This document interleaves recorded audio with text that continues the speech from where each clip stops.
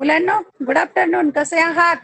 मजेत मजेत असणारच आहात, पण लेक्चर मात्र सर्वांनी अटेंड करा आणि तुमची उपस्थिती महत्वाची आहे. 11वीचा 12वीचा कॉलेजच्या वर्षाचा आनंद घ्या. चला अभ्यासाला सुरुवात करूया. वेलकम. सर्व व्हिडिओ लेक्चर मी रेकॉर्ड करत आहे आणि युट्यूबवर टाकत आहे, त्यामुळे माझ्या चॅनलवर जाऊन पुन्हा एकदा तुम्हाला हे लेक्चर पाहता येऊ शकेल ती संधी मी तुम्हाला निर्माण करून दिलेली आहे. अर्थशास्त्र इयत्ता 11वी हा विषय आपण अभ्यासाला घेतलेला आहे आणि प्रकरण क्रमांक 1 किंवा पहिल्या प्रकरणाला आपण सुरुवात करत आहोत. प्रकरणाचं नाव आहे अर्थशास्त्रातील मूलभूत संकल्पना आणि या प्रकरणामधील उपघटक अभ्यासणार आहोत आपण. अर्थशास्त्राचा अर्थ, अर्थशास्त्र म्हणजे काय हेच आपण समजावून घेणार आहोत अगोदर. आणि मुलांना हे लक्षात घ्या की अर्थशास्त्रातील मूलभूत संकल्पना, ज्या महत्वाच्या संकल्पना आहेत, तुम्हाला 12वी मध्ये पण उपयोगाला येणार आहेत. आणि या संकल्पना समजल्या की अर्थशास्त्र समजायला सोपं जातं. आलंय लक्षात? म्हणजेच अर्थशास्त्राचा अर्थ आपण अगोदर समजावून घेऊया. चला, अर्थशास्त्राचा अर्थ समजावून घेताना प्रस्तावनेमध्ये पुस्तकात काय दिलंय? नवनवीन वैज्ञानिक शोध व नवीन गोष्टी शोधून काढणे या बाबीचा ठसा आजच्या जगावर उमटलेला आहे. तुम्हाला माहिती आहे आजचं जग तर विज्ञान तंत्रज्ञान युगाचं आहे. इन्फॉर्मेशन टेक्नॉलॉजी, तंत्रज्ञानाचा स्फोट झालेला आहे, ज्ञानाचा स्फोट झालेला आहे, असं हा आजचा काळ आहे पहा. आणि नवनवीन प्रकारचे वैज्ञानिक शोध लागणं, नवीन नवीन गोष्टी शोधून काढल्या, याचा ठसा आहे जगावर. हे सगळे लोक करतात.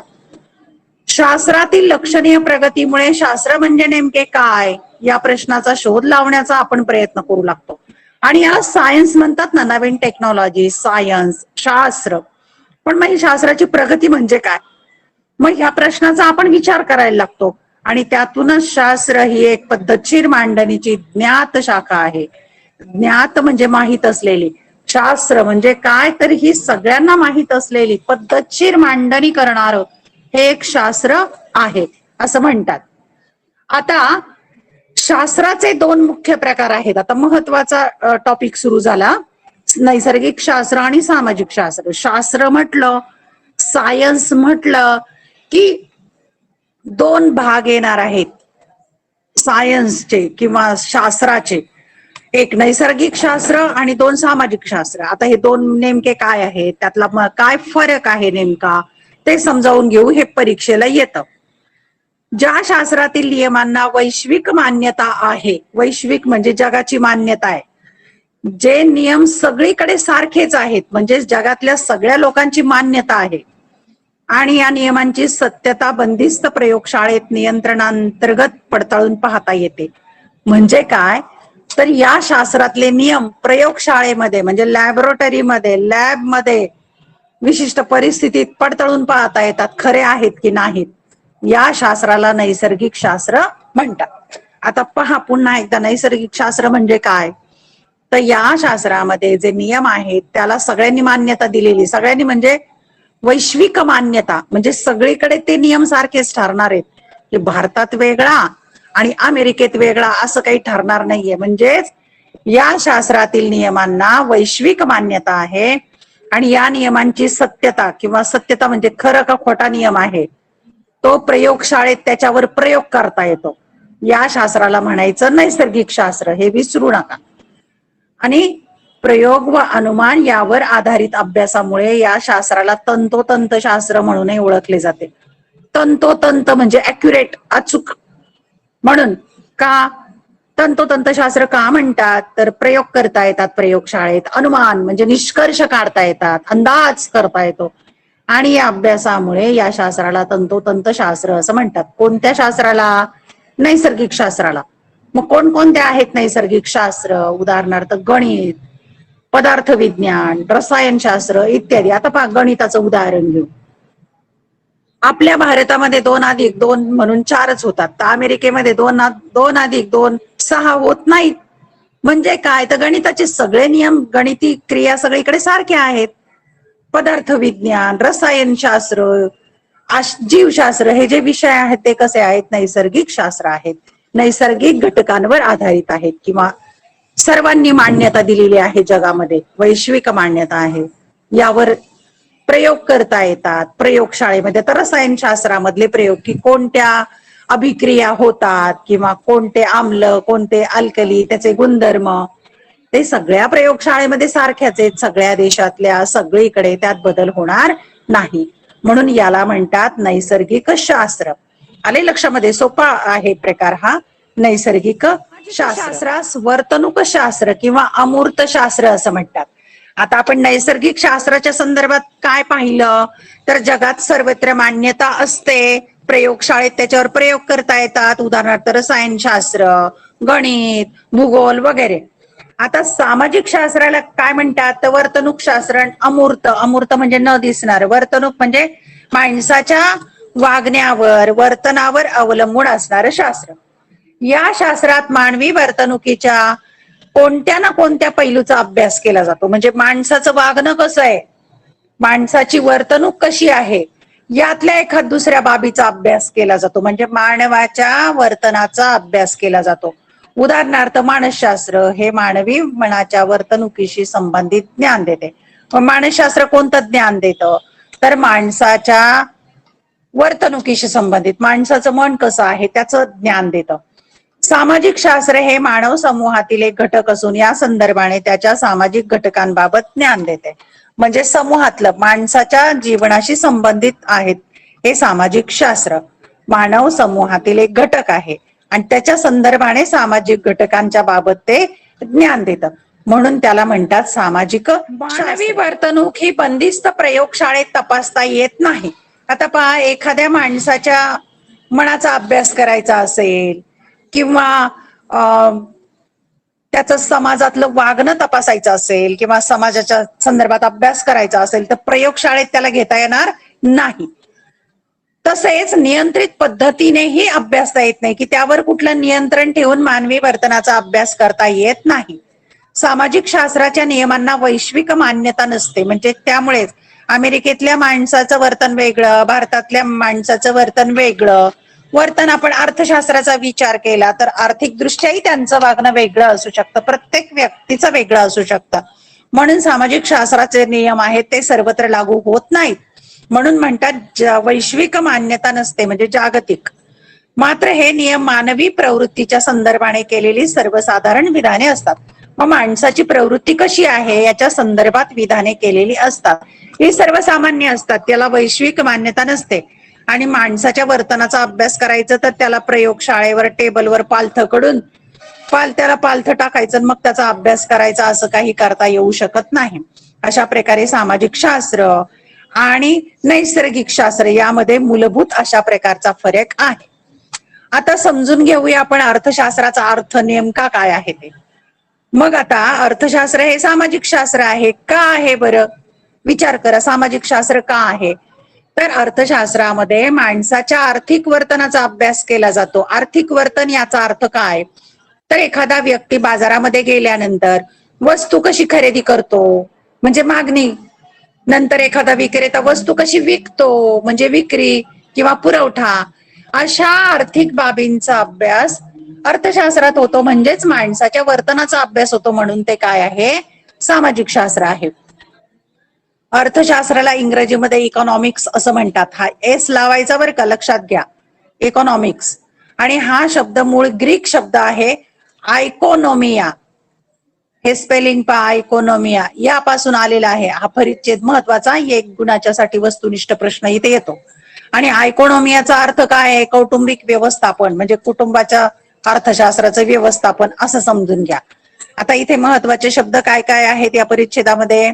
अर्थशास्त्र सामाजिक शास्त्र आहे आणि इकॉनॉमिक्स म्हणतात अर्थशास्त्राला. आयकोनोमिया हा ग्रीक शब्द आहे आणि आयकोनोमियाचा अर्थ होतो कौटुंबिक व्यवस्थापन. हे महत्वाचं आहे, लक्षात ठेवा. आणि म्हणूनच पॉल सॅम्युएल्सन हे अर्थशास्त्रज्ञाचं नाव महत्वाचं, लक्षात ठेवा. पॉल सॅम्युएल्सन यांनी अर्थशास्त्राचे वर्णन करताना सामाजिक शास्त्राची राणी असे केले आहे. अर्थशास्त्राला काय म्हटलंय? सामाजिक शास्त्रांची राणी म्हटलंय, राजा नव्हे. मला असं वाटतं गुगल फॉर्मवर तुम्हाला चुकी बरोबर आलेलं होतं, सामाजिक शास्त्रांचा राजा, ते चूक आहे. तर पॉल सॅम्युएल्सन यांनी अर्थशास्त्राला सामाजिक शास्त्रांची राणी म्हटलेलं आहे. म्हणजेच अर्थशास्त्र हे मानवाच्या आर्थिक वर्तणुकीच्या अभ्यासाशी निगडित आहे. अर्थशास्त्र काय अभ्यास करतंय तर ते मानवी जीवनाशी निगडित आहे.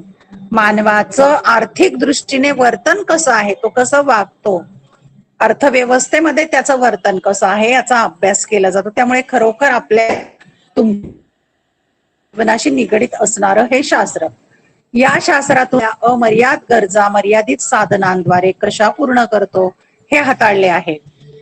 की काय अभ्यास केला जातो या शास्त्रामध्ये तर मनुष्य, त्याच्या गरजा खूप आहेत, अमर्याद आहेत गरजा, त्याला काही न मोजता येणाऱ्या गरजा आहेत, पण मर्यादित साधनं आहेत. मर्यादित साधनं याचा अर्थ पैसा घेऊया आपण, की पैसा कमी आहे पण त्याच्या गरजा खूप आहेत, की त्याला अन्न खरेदी करायचंय, वस्त्र खरेदी करायचंय, घर बांधायचंय, फिरायला जायचंय, गाडी घ्यायची, अनेक गरजा आहेत त्याच्या, पण तो पूर्ण करू शकत नाही का तर त्याच्याकडे मर्यादित साधनं आहेत.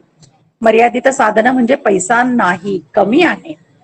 मग याचा अभ्यास या अर्थशास्त्रात केला जातो. कमी तो काय करतोय तो व्यक्ती, त्याच्या गरजा खूप आहेत, अमर्याद आहेत, पण मर्यादित साधनांच्या सहाय्याने तो आपल्या गरजा कशा कशा पूर्ण करतो याचा अभ्यास या शास्त्रामध्ये केला जातो. अर्थशास्त्राच्या काही प्रसिद्ध व्याख्यांचा अभ्यास करून या विषयाची अधिक माहिती आपण मिळवूया. मग अर्थशास्त्राच्या काय व्याख्या आहेत त्यापूर्वी थोडंसं आठवा, मागे काही अभ्यास केलेला आहे. खालील संबोध तुम्ही कुठे शिकला आहात. संबोध म्हणजे काही संकल्पना, इयत्ता 10वी पर्यंत काही संकल्पना तुम्ही अभ्यासलेल्या आहेत. आर्थिक प्रणालीचे प्रकार, भांडवलशाही, समाजवाद आणि मिश्र अर्थव्यवस्था इत्यादी. भारताची मिश्र अर्थव्यवस्था आहे. मिश्र अर्थव्यवस्था याचा अर्थ खाजगी क्षेत्र आणि सरकारी क्षेत्र म्हणजे पब्लिक सेक्टर आणि प्रायव्हेट सेक्टर हे दोन्हीही अर्थव्यवस्थेमध्ये कार्यरत असतात, त्याला मिश्र अर्थव्यवस्था म्हणतात. या संबंधाची थोडी माहिती पूर्वी अभ्यासलेली आहे, पुढे आणखी काही उल्लेख येईल त्याचा. आता आपण कौटिल्य यांचा अर्थशास्त्राच्या संदर्भातला दृष्टिकोन पाहूया. कौटिल्य यांना तुम्ही ओळखता, तुम्ही व्हॉट्सअपवर बरेच वेळेला संदेश पाहता की मागे शेंडी असणारं हे चित्र हे आहे, पांढरं वस्त्र हे आहेत, एखाद्या साधू सारखा वेश असणारं आर्य चाणक्य असंही त्यांना म्हणतात कौटिल्य. आपण यांची माहिती घेऊया. कौटिल्य यांच्या मते अर्थ म्हणजे संपत्ती. अर्थ म्हणजे काय तर संपत्ती, पैसा, सोनं नाणं, जड जवाहीर असं ते म्हणतात. आणि शास्त्र म्हणजे विज्ञान, सायन्स. कौटिल्य असं म्हणतात की अर्थ म्हणजे संपत्ती आणि शास्त्र म्हणजे विज्ञान. म्हणूनच अर्थशास्त्र हे संपत्तीचे संपादन करणे, मिळवणे.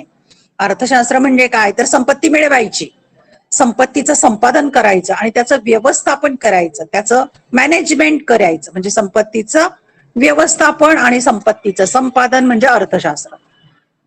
मूलतः कौटिल्य यांचा अर्थशास्त्र हा राजकीय अर्थव्यवस्थेवरील व्यापक ग्रंथ आहे. कौटिल्य किंवा आर्य चाणक्य यांचा अर्थशास्त्र हा नावाचा ग्रंथ आहे, पण तो अर्थशास्त्रावर नसून राजकीय अर्थव्यवस्था आहे. म्हणजे पूर्ण अर्थव्यवस्था नाहीये त्यामध्ये, तर राजकीय पद्धतीने अर्थव्यवस्थेवरील लिखाण केलेला हा ग्रंथ आहे. कौटिल्य यांचा ग्रंथ लक्षात ठेवा. अर्थशास्त्र हा राजकीय अर्थव्यवस्थेवरील ग्रंथ, महत्वाचा मुद्दा आहे तो. आता कौटिल्य यांच्या अर्थशास्त्रीय दृष्टिकोनामध्ये महत्वाचे मुद्दे काय काय आहेत ते आपण विचारात घेऊया. नंबर 1, सरकार किंवा राज्याची महत्वपूर्ण भूमिका. की कौटिल्य यांच्या मते अर्थव्यवस्थेमध्ये जे सरकार असेल किंवा मध्यवर्ती सत्ता म्हणून जे राज्य असेल, मग जे कोणती व्यवस्था असो तिथे त्यांची भूमिका महत्वाची आहे, की जनतेच्या कल्याणासाठी त्यांनी काम करणं आवश्यक आहे. सरकार किंवा राज्याची भूमिका महत्वपूर्ण. नंबर 2, संपत्ती निर्माण करण्यावर लक्ष केंद्रित करून राज्याचे कल्याण. राज्याचं कल्याण ही संकल्पना जर राबवायची असेल तर संपत्तीचं संपादन करायचं, संपत्ती निर्माण करायची आहे आणि ते महत्वाचं उद्दिष्ट आहे अर्थशास्त्रामध्ये, असं त्यांनी सांगितलंय. की अर्थशास्त्रीय दृष्टिकोन जर त्यांचा विचारात घेतला तर त्यांनी संपत्तीवर लक्ष केंद्रित केलंय. संपत्तीवर लक्ष केंद्रित केलं म्हणजे काय तर संपत्ती मिळवायची. जेव्हा प्रत्येक व्यक्ती संपत्ती मिळवण्यासाठी कार्य करतो तो अर्थव्यवस्थेच्या विकासाच्या दृष्टीने अतिशय महत्वाचा असतो. म्हणजे संपत्ती निर्माण करून त्याचं व्यवस्थापन करायचं, नियोजन करायचंय उत्पन्न आणि खर्चाच्या संदर्भातलं, आणि यातून राज्याचं कल्याण साध्य होतं, असा दृष्टिकोन त्यांचा आहे. नंबर 3चा दृष्टिकोन पाहूया. सुशासनासाठी कार्यक्षम प्रशासन यंत्रणेची आवश्यकता. शासन कसं असलं पाहिजे? सुशासन. नागरिकांवर, समाजांवर किंवा समाज लोकांचं कल्याण हे उद्दिष्ट ठेवलं पाहिजे. आणि म्हणून शासन चांगलं करायचं असेल, प्रशासनाची यंत्रणा चांगली असली पाहिजे आणि ती कार्यक्षम असली पाहिजे. प्रशासन यंत्रणा किंवा प्रशासकीय यंत्रणा कार्यक्षम पद्धतीने राबवायला हवी, तर अर्थव्यवस्थेचा विकास आणि समाजाचं किंवा राज्याचं कल्याण तिथे होऊ शकतं. चौथा दृष्टिकोन आहे अर्थशास्त्रामध्ये राजकीय कल्पनांचे संकलन. आणि अर्थशास्त्र खरं तर राजकीय कल्पनांचा पण यामध्ये समावेश होतो. जसं आर्य चाणक्याच्या संदर्भात नंद राजाच्या दरबारी हे मंत्री म्हणून कार्यरत असताना त्यांचा अपमान झालेला आहे आणि त्या अपमानाचा बदला घेण्यासाठीच त्यांनी ते राज्य सोडलंय आणि मग पुढे चंद्रगुप्त या मुलाला त्यांनी राजा बनवलेला आहे, त्याला सगळ्या प्रकारचं राजकीय शिक्षण दिलं. या प्रवासामध्ये त्यांना आलेले अनुभव, त्यांनी मिळवलेलं ज्ञान त्यांनी या ग्रंथामध्ये मांडलेलं आहे. म्हणून तो अर्थशास्त्रीय राजकीय कल्पना अशा प्रकारचा अर्थशास्त्र हा ग्रंथ त्यांचा झालेला आहे. अशा प्रकारे आपण अर्थशास्त्रामध्ये कौटिल्य किंवा आर्य चाणक्य यांची भूमिका फार महत्वाची आहे हे विचारात घेतलंय. म्हणूनच तुम्हाला माहित आहे का की कौटिल्य हे मौर्य कालखंडातील एक महान राजकारणी, तत्वज्ञानी, अर्थशास्त्रज्ञ व राजकीय सल्लागार होते. आत्ताच मी सांगितलं की मंत्री होते, राजकीय सल्लागार, अर्थशास्त्रज्ञ, तत्वज्ञानी. आणि त्यांचा कालखंड मी म्हणलं मौर्य कालखंड. धनानंद नावाचा राजा होता, मौर्य राजा होता, त्याच्या दरबारी हे सल्लागार मंत्री होते आणि तिथे त्यांचा अपमान झाला. तसेच त्यांना चाणक्य, आर्य चाणक्य म्हणतात. आणखी एक नाव आहे त्यांचं, विष्णुगुप्त म्हणून सुद्धा त्यांना ओळखलं जातं. म्हणजे कौटिल्य, चाणक्य, विष्णुगुप्त हे एकच व्यक्ती आहे. आणि त्यांनी प्राचीन भारतातील अर्थव्यवस्थेवर अर्थशास्त्र हा राजकीय ग्रंथ लिहिला. म्हणजे अर्थशास्त्र हा राजकीय ग्रंथ आहे, अर्थशास्त्रावर आधारित नाही पण अर्थशास्त्राशी संबंधित आहे. अर्थशास्त्र ह्या ग्रंथाचं नाव लक्षात ठेवा. अशा प्रकारे आज आपण अर्थशास्त्राचा अर्थ समजावून घेतलेला आहे आणि अतिशय सोपं अर्थशास्त्र आहे. जर तुम्ही क्रमाने सर्व लेक्चर अटेंड केले, सगळ्या गोष्टी समजावून घेतल्या तर तुम्हाला अडचण येणार नाही. क्रमाक्रमाने थोडासा हा टॉपिक आढावा घेऊया आपण, कारण महत्वाचा टॉपिक आहे. हे जर समजलं तर पुढे समजायला सोपं जातं अर्थशास्त्र. 11वी पण आणि 12वी पण अर्थशास्त्राचा अर्थ आपण समजावून घेणार आहोत. यामध्ये सगळ्यात महत्वाची जी बाब आहे अर्थशास्त्राचा अर्थ समजावून घ्या म्हणजे काय ते. आणि तत्पूर्वी सगळ्यात महत्वाची बाब काय आहे तर आहे, पण त्या शास्त्राचे 2 प्रकार जे आहेत ते महत्वाचे. एक तर आहे नैसर्गिक शास्त्र आणि दुसरं आहे सामाजिक शास्त्र. नैसर्गिक शास्त्राला वैश्विक मान्यता असते, म्हणजे जगामध्ये हे शास्त्र सर्वत्र सारखं आहे, कुठेही भेद आढळणार नाही. उदाहरणार्थ गणित घेऊया किंवा रसायनशास्त्र घेऊया. गणिताच्या संदर्भात उदाहरण घेतलं तर सगळ्या ठिकाणी गणिताच्या संदर्भात 2+2 भारतात काय, अमेरिकेत काय आणि कुठल्या देशात काय, जगाच्या पाठीवर कुठेही 2+2 4च होणार आहेत, वेगळं काही होणार नाहीये. म्हणून वैश्विक मान्यता, हे नियम जे असतात त्यांना प्रयोगशाळेमध्ये तपासता येतं, प्रयोगशाळेमध्ये निष्कर्ष काढता येतात, म्हणून त्यांना नैसर्गिक शास्त्र असं म्हटलेलं आहे. अनुमान काढता येतं. त्याप्रमाणे दुसरं नावही आहे तंतोतंत शास्त्र. तंतोतंत म्हणजे अचूक शास्त्र. अचूक अशा प्रकारचं हे शास्त्र आहे. गणित, भूगोल, पदार्थ विज्ञान, रसायनशास्त्र वगैरे वगैरे. आले लक्षामध्ये. आणि सामाजिक शास्त्र मात्र मानवी वर्तनाशी किंवा मानवाचं जसं वर्तन आहे त्याचा अभ्यास केला जातो. मग मानवाचं वर्तन कसं कसं आहे, मानवी वर्तणुकीच्या कोणत्या ना कोणत्या भागाचा किंवा पैलूचा अभ्यास म्हणजे सामाजिक शास्त्र. आता मानसशास्त्र, समाजशास्त्र, अर्थशास्त्र, राज्यशास्त्र हे जे आहेत ते सामाजिक शास्त्र आहेत. कारण का तर उदाहरण पाहू. मानसशास्त्र हे माणसाच्या मनाच्या वर्तणुकीशी संबंधित माहिती देतं. अर्थशास्त्र हे माणसाच्या आर्थिक वर्तनाशी संबंधित माहिती देतं. म्हणून हे सामाजिक शास्त्र आहेत. म्हणजेच माणसाचं वागणं, माणसाची वर्तणूक, मानवी वर्तणूक प्रयोगशाळेत तपासता येत नाही. एखाद्या व्यक्तीचं आर्थिक वर्तन कसं आहे, मानसिक वर्तन कसं आहे, यासाठी प्रयोगशाळेत त्याला टेबलवर टाकून त्याचा अभ्यास करता येत नाही. म्हणून सामाजिक शास्त्राचे जे नियम आहेत त्यांना वैश्विक मान्यताही नसते. हे सर्वसाधारणपणे नियम मांडलेले असतात. असा दोन्हीतला फरक आहे. अर्थशास्त्राचा अर्थ, अर्थशास्त्र म्हणजे सामाजिक शास्त्र आहे. अर्थशास्त्राला इकॉनॉमिक्स असं म्हणतात, एस लावायचाच. आणि हा मूळ ग्रीक शब्द आहे आयकोनॉमिया, त्यापासून आलेला आहे. त्याचा अर्थ कौटुंबिक व्यवस्थापन असा आहे. पॉल सॅम्युएल्सन यांनी अर्थशास्त्राला सामाजिक शास्त्रांची राणी म्हटलेलं आहे. महत्वाचं विधान, मानवाच्या आर्थिक वर्तणुकीच्या अभ्यासाशी ते निगडीत आहे. आणि मग काय अभ्यास केला जातो या शास्त्रामध्ये, तर मानव आपल्या अमर्याद गरजा मर्यादित साधनांद्वारे कशा पूर्ण करतो हे हाताळले जाते. आणि मग आता अर्थशास्त्राच्या काही व्याख्या अभ्यासायच्या आहेत. त्यामध्ये महत्वाची व्याख्या आहे कौटिल्य यांचा अर्थशास्त्रीय दृष्टिकोन. कौटिल्याच्या मते अर्थ म्हणजे संपत्ती, शास्त्र म्हणजे विज्ञान, म्हणून अर्थशास्त्र म्हणजे संपत्तीचे संपादन आणि व्यवस्थापन असं ते म्हणतात. कौटिल्य यांचा अर्थशास्त्र हा राजकीय अर्थव्यवस्थेवरील मोठा ग्रंथ आहे. त्यांच्या अभ्यासामध्ये किंवा अर्थशास्त्रीय दृष्टिकोनामध्ये 4 मुद्दे महत्वाचे आहेत. 1, सरकार किंवा राज्याची महत्वपूर्ण भूमिका. 2, संपत्ती निर्माण करण्यावर लक्ष केंद्रित करून राज्याचे कल्याण. 3, सुशासनासाठी कार्यक्षम प्रशासन यंत्रणेची गरज. आणि 4, अर्थशास्त्रामध्ये राजकीय कल्पनांचे संकलन. हे 4 दृष्टिकोन महत्वाचे आहेत. आणि कौटिल्य हे मौर्य कालखंडातील एक महान राजकारणी, तत्वज्ञानी, अर्थशास्त्रज्ञ, राजकीय सल्लागार होते. आणि त्यांची नावं आहेत चाणक्य, विष्णुगुप्त. त्यांनी प्राचीन भारतातील अर्थव्यवस्थेवर अर्थशास्त्र हा राजकीय ग्रंथ लिहिलेला आहे. बर, मुलांना समजलंय का आजचा टॉपिक? अभ्यास करा आणि उद्या सगळ्यांना सांगा लेक्चर अटेंड करायला. हो.